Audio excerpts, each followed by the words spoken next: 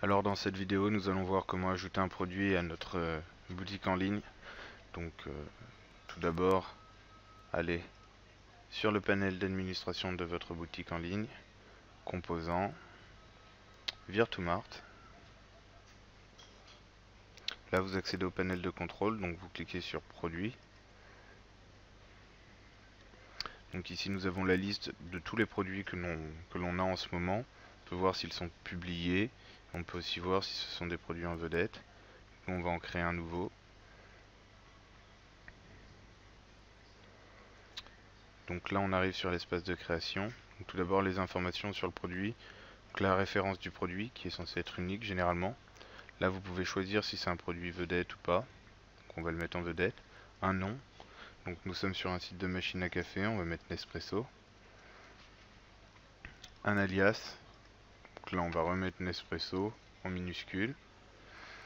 Vous avez la possibilité de mettre une URL si jamais vous avez des informations complémentaires sur le produit mais sur un site externe. Là vous pouvez sélectionner le fournisseur, mais pour cela donc il faut en créer un d'abord au préalable. La catégorie de produit, donc là ce serait une machine à café capsule. Groupe de clients, les clients par défaut, tout le monde peut en acheter. Concernant la mise en page du produit, je vous conseille de ne faire aucune surcharge. Ensuite, au niveau du prix du produit, donc vous avez le prix de revient, qu'on va mettre par exemple ici 50 €.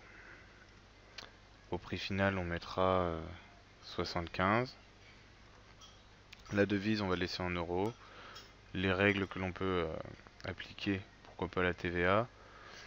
Après, on va mettre calcul du prix de revient automatique.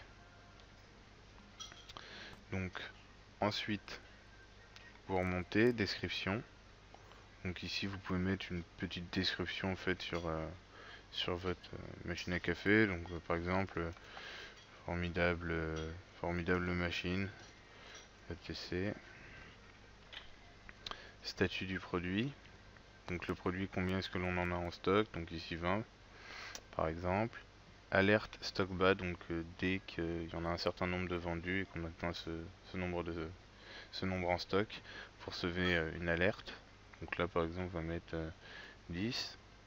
Le nombre de produits commandés non livrés, donc pour le moment aucun. La quantité d'achat minimum pour un client, on mettra 1. La quantité d'achat maximum, on mettra 10.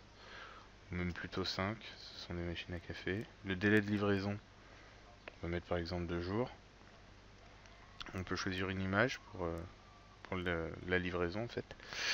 La date de disponibilité en fait de votre produit, ici, vous pouvez choisir celle que vous souhaitez. Donc ici on prendra le 24 avril, c'est la date d'aujourd'hui. Et vous pouvez aussi en fait envoyer un mail à l'ensemble de vos clients pour les prévenir de ce produit. Juste en bas.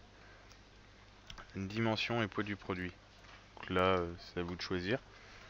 Donc vous pouvez mettre en longueur généralement, ça fera à peu près dans les 50 cm.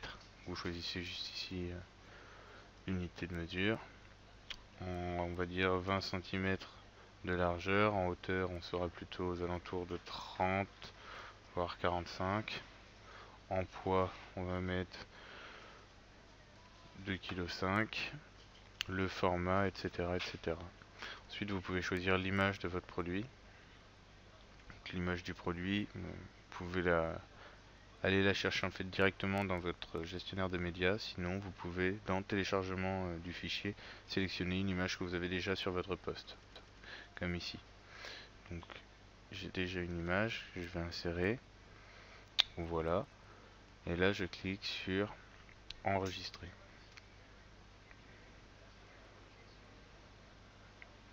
Une fois que j'ai enregistré, donc j'ai le message de confirmation et je peux accéder au champ personnalisé. Donc là, c'est comme l'ajout d'un attribut en fait sur un produit. On reclique en fait sur couleur, sur le champ personnalisé. On en ajoute encore et on va mettre par exemple du rouge au niveau de la couleur. Voilà. Donc une fois que tout ça est fait, faites enregistrer et fermer. Donc là, on peut voir que notre produit il apparaît, il est bien en vedette, publié, il a un ID, un prix hors taxe. Il n'a pas encore de référence, mais bon, généralement ça c'est à vous de l'attribuer. qu'ici on n'en avait pas forcément. Donc ensuite, ce que je vous propose, c'est que vous retournez sur votre site et vous allez par exemple actualiser la page d'accueil.